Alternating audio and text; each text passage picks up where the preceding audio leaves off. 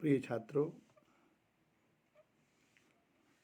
इन दिनों हम कामायनी के ईड़ासर का अध्ययन कर रहे हैं। इस क्रम में आज हम एक पद देखते हैं।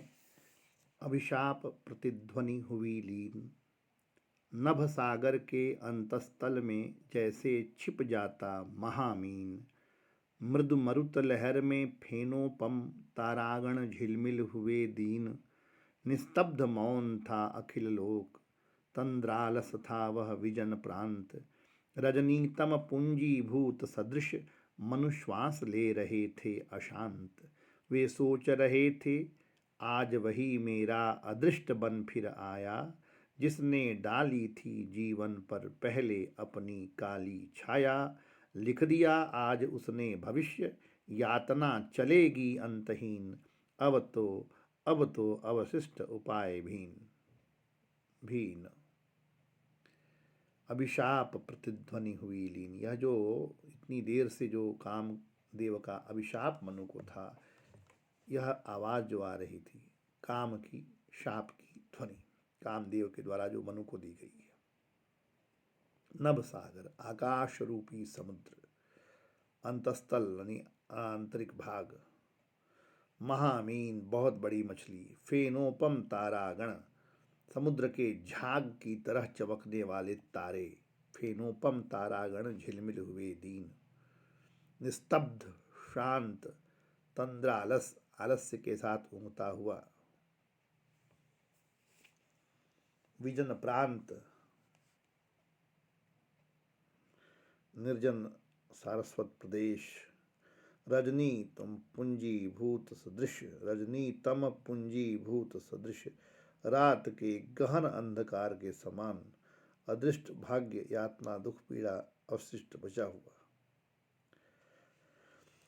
अभिशाप प्रतिध्वनि हुई लीन, कामदेव के शाप का वह जो स्वर है अचानक आकाश में लीन हो गया, खो गया। जिस प्रकार सागर के बीच में कोई बड़ी मछली ऊपर प्रकट होकर फिर उसके तल में जाकर छिप जाती है, और बड़ी मछली के सागर में डुबकी लेने पर जिस प्रकार लहरों के साथ साथ झाग उठने लगते हैं, उसी प्रकार आकाश में वायु के कोमल झोंकों के साथ साथ तारक कण मंद गति से टिमटिमाते हुए दृष्टिगोचर होने लगे। उस समय रात के कारण संपूर्ण संसार में नीरवता छाई थी। निस्तब्ध मौन था अखिल लोक, तंद्रालस था वह विजन प्रांत, और सारस्वत प्रदेश का वह निर्जन प्रांत भी आलस्य में ऊँघता हुआ था, दिखाई पड़ रहा था। उस निस्तब्ध सारस्वत प्रदेश में विश्राम करते हुए मनुश्वास ले रहे थे अशांत। मनु रात्रि के घनघोर अंधकार की तरह व्याकुल होकर सांसें ले रहे थे और विचार कर रहे थे कि आज वही काम मेरे भाग्य के रूप में फिर यहाँ प्रकट हो गया, आज वही मेरा अदृष्ट बन फिर आया। अरे, इसी काम ने तो पहले स्वप्न में प्रकट होकर मेरे जीवन पर अपना दुखद प्रभाव डाला था, क्योंकि मैं तो श्रद्धा को स्वीकार करने के लिए उत्सुक नहीं था, किंतु इसी ने मुझे प्रलोभन देकर श्रद्धा को अपनाने की आकांक्षा मेरे हृदय में उत्पन्न की थी। इसी काम ने वासना को भी मेरे हृदय में जागृत किया, और आज वही ऐसा भयानक भविष्य लिखने हेतु यहाँ फिर से आ गया। जिसने डाली थी जीवन पर सबसे पहले अपनी काली छाया, लिख दिया आज उसने भविष्य, यातना चलेगी अंतहीन। अब तक तो मुझे जीवन में मृत्यु अब तो जीवन में मृत्यु तक ये दुख, ये यातनाएं सहनी पड़ेंगी, क्योंकि इनसे छुटकारा प्राप्त करने का कोई साधन मेरे पास बचा नहीं है। यहाँ पर सांग रूपक उपमा और मानवीकरण अलंकारों का प्रयोग है। प्रसाद जी, काली छाया से तात्पर्य है कि मनु काम के आग्रह से ही वासना में रत होकर श्रद्धा को स्वीकारने के लिए व्यग्र हुए थे, क्योंकि काम का आकर्षण से परिपूर्ण संदेश सुनकर ही मनु की यह दशा हुई थी, जिसका उल्लेख कामायनी के काम सर्ग में मिलता है। मनु आंख खोल कर पूछ रहे, पथ कौन वहां पहुंचाता है, उस ज्योतिमयी को देव कहो कैसे कोई नर पाता है। इस संदर्भ में आगे बढ़ते हैं और हम अकेले इस पद के बाद के जो पद हैं उसकी ओर चलते हैं। अगला पद, करती सरस्वती मधुर नाद। बहती थी श्यामल घाटी में निर्लिप्त भाव सी अप्रमाद, सब उपल उपेक्षित पड़े रहे जैसे वे निष्ठुर जड़ विषाद। वह थी प्रसन्नता की धारा जिसमें था केवल मधुर गान, थी कर्म निरंतरता प्रतीक चलता था स्ववश अनंत ज्ञान। हिम शीतल लहरों का रह रह कूलों से टकराते जाना, आलोक अरुण किरणों का उन पर अपनी छाया बिखराना।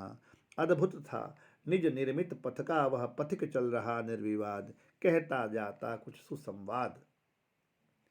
मधुर नाद, मीठा स्वर, अप्रमाद, शांति पूर्वक, उपल पर्वत के पत्थर, विषाद शोक, कर्म निरंतरता प्रतीक, सदा ही कर्म करने की प्रेरणा प्रदान करने वाली मूर्ति, निज निर्मित पथ, स्वयं के द्वारा बनाया जाने वाला पथ, राह, रास्ता, निर्विवाद, बिना किसी कठिनाई के, सुस्वाद, सुंदर कर्मों का संदेश।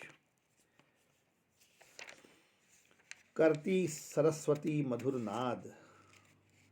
मनु आँख खोल कर पूछ रहे पथ कौन वहाँ पहुँचाता है, उस ज्योतिमयी को देव कहो कैसे कोई नर पाता है। करती सरस्वती मधुर नाद। सवेरा होने वाला था और मनु अब सारस्वत प्रदेश के खंडहरों के मध्य से आगे की ओर चलने लगे। मनु ने आगे चलकर सरस्वती नदी का अवलोकन किया। वह नदी कल कल का मधुर स्वर करती हुई हिमालय की हरियाली तलहटी में विकारहीन अर्थात सात्विक भाव के सदृश नीरव गति से प्रवाहित, निर्लिप्त भाव सी अप्रमाद प्रवाहित हो रही थी।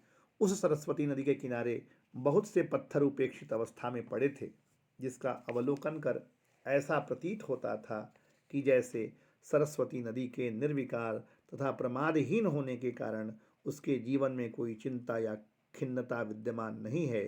इसलिए शोक नामक भाव निष्ठुर और जड़ होकर पत्थर का रूप धारण किए पड़ा हो। वह थी प्रसन्नता की धारा। सरस्वती नदी की धारा अत्यंत आनंद के साथ प्रवाहित हो रही थी और उसमें से कल कल तथा छल छल का मधुर स्वर और सुखद संगीत सुनाई दे रहा था। थी कर्म निरंतरता प्रतीक, चलता था स्ववश अनंत ज्ञान। हिमशीतल लहरों का रह रह कूलों से टकराते जाना, आलोक अरुण किरणों का उन पर अपनी छाया बिखराना। वह लगातार प्रवाहित होने वाली नदी सतत कर्मशीलता की प्रतिमा बनी हुई थी और प्राणियों को सदा ही कर्म करने की प्रेरणा प्रदान करती हुई ऐसी प्रतीत हो रही थी जैसे इस नदी की धारा में असीम अनंत ज्ञान भरा पड़ा हो। उस सरस्वती नदी की हिम के सदृश ठंडी लहरें रह रहकर किनारों से टकरा रही थी। हिम शीतल लहरों का रह रह कूलों से टकराते जाना, कूल यानी किनारा, और आलोक अरुण किरणों का उन पर अपनी छाया बिखराना। और उन लहरों पर सुबह के सूर्य की स्वर्णिम किरणें अपने प्रकाश बिखेर रही थीं। वह दृश्य कितना अनुपम था। सरस्वती नदी ने अपना वह मार्ग स्वयं निर्मित किया था और वह एक पथिक की भांति निर्बाध गति से अपने द्वारा बनाए गए हुए उस मार्ग पर आगे की ओर प्रवाहित कर रही थी।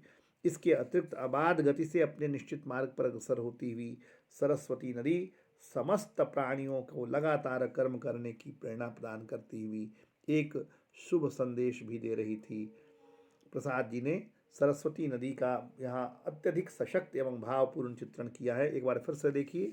वह थी प्रसन्नता की धारा जिसमें था केवल मधुर गान, थी कर्म निरंतरता प्रतीक, चलता था स्ववश अनंत ज्ञान। हिम शीतल लहरों का रह रह कूलों से टकराते जाना, आलोक अरुण किरणों का उन पर अपनी छाया बिखराना। अद्भुत था निज निर्मित पथ का वह पथिक चल रहा निर्विवाद, कहता जाता कुछ सुसंवाद। तो इस तरह से हम देखते हैं कि कवि ने यहाँ निज निर्मित पथ के किनारे का बड़ा ही मार्मिक बिंब प्रस्तुत करके सरस्वती नदी का हृदय स्पर्शी चित्र यहाँ पर अंकित किया है। उपमा, वस्तु प्रेक्षा, रूपक और रूपकातस्योक्त यहाँ अलंकारों का प्रयोग भी है। इसके आगे का जो पद है उसका एक बार हम पाठ करते हैं आज के लिए कि प्राची में फैला मधुर राग, जिसके मंडल में एक कमल खिल उठा सुनहला भर पराग, जिसके परिमल से व्याकुल हो श्यामल कलरव सब उठे जाग, प्राची में फैला मधुर राग। आलोक रश्मि से बुने उषा अंचल में आंदोलन अमंद, करता प्रभात का मधुर पवन सर्व ओर वितरने को मरंद।